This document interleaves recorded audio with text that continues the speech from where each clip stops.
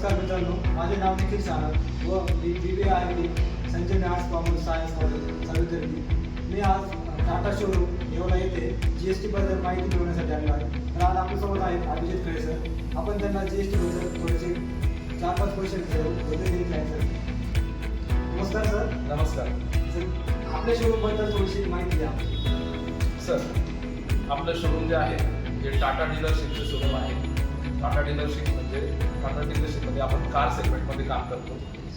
आपल्या इथून सर्व प्रकारच्या कार, जसे छोट्या हॅचबॅक कार, SUV कार, मोठ्या मिनी SUV, सर्व प्रकारच्या गाड्या आपण इथं विकत असतो. आणि आपल्या शोरूममधून आपण सर्व प्रकारच्या कार तर देतोच, शिवाय त्यांना सर्व्हिसही प्रोव्हाइड करतो. जे आपण गाडी विकल्यानंतर मेंटेनन्स सर्व्हिस वगैरे ती पण आपण प्रोव्हाइड करतो. आपल्याकडे छोट्या कार सेगमेंटमध्ये टाटा टियागो, त्याच्यावरती जर गेले उच्च मॉडेलला तर टाटा पंच, Tigor, Altroz, Nexon, Harrier, safari असे जवळ 7 ते 8 मॉडेल आपल्याकडे आहेत. आणि सर्व मॉडेल आपल्याकडे petrol plus CNG plus EV आणि डिझेल या सेगमेंटमध्ये उपलब्ध आहेत. जर 2 मॉडेल जर सोडले, टाटा पंच आणि टियागो जर सोडले तर आपल्याकडे सर्व मॉडेल डिझेलमध्ये पण उपलब्ध आहे. तर माझा पहिला प्रश्न असा आहे GSTवर की आपल्या मतानुसार GST म्हणजे काय? माझ्या मतानुसार म्हणण्यापेक्षा GST हा असा कर आहे जो सरकारकडून आपल्याला लावलेला असतो. कोणतीही वस्तू किंवा सेवा जेव्हा आपण घेतो कोणत्याही कंपनीकडनं किंवा कोणत्याही दुकानदाराकडनं, त्याच्यावर वस्तू घेतो तर वस्तूवरचा कर, सेवा घेतो सेवावरचा कर, असा वस्तू आणि सेवावरचा कर त्याला GST असतो. दुसरा प्रश्न असा आहे की आपल्या टाटा शोरूममध्ये कोणत्या गाड्यांवर किती टक्के GST आहे? सर्वच गाड्यांवर आपल्या 28% GST आपल्याला होतो. फक्त त्याला अपवाद आता गव्हर्नमेंटने EVची गाडी आपली तिच्यावर फक्त 5% GST लावलेला आहे. त्यामुळे ती थोडीशी तिच्यामध्ये करात सवलत मिळते आपल्याला. आणि दुसरं असं म्हणतो CNG गाडीवर पण आपल्याला सारखा GST द्यावा लागतो. फक्त CNG मध्ये जो रोड टॅक्स आहे, RTO टॅक्स, तो कमी लागतो. पुढचा प्रश्न असा आहे की आपण ज्यावेळेस कस्टमरला कार सेल करतो त्यांच्या बिलामध्ये GST असतो. कार जेव्हा आपण देतो विकतो, पूर्ण पैसे घेऊन जेव्हा कार विकल्या जाते तेव्हा त्यांना जे टॅक्स इन्व्हॉइस मिळतं तेव्हा ते पूर्ण GST सहित टॅक्स इन्व्हॉइस मिळतं. RTO टॅक्सची वेगळी पावती मिळते आणि इन्शुरन्स पॉलिसी जी आपण देतो गाडीसोबत, ती इन्शुरन्स पॉलिसीची वरून पावती मिळते. तुमचा प्रश्न असा आहे की सर, GSTच्या व्यतिरिक्त आणखी कोणते कर आपल्या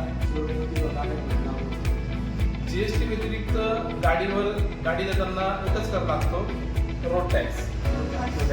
त्याच्या व्यतिरिक्त जर म्हणाल तर मग इन्शुरन्स असतो. पण इन्शुरन्स हा काही कर नाही. इन्शुरन्स हा गाडीसाठी सेफ्टी म्हणून एक फीचर आहे की गाडीला काही ॲक्सिडेंट झालं तर ते इन्शुरन्स लागतो. तर टॅक्स फक्त RTO लागतो. हा, जर काही मोठ्या गाड्या असतील, जास्त पावरच्या गाड्या असतील तर त्यांच्यावर एक सेस म्हणून कर आहे.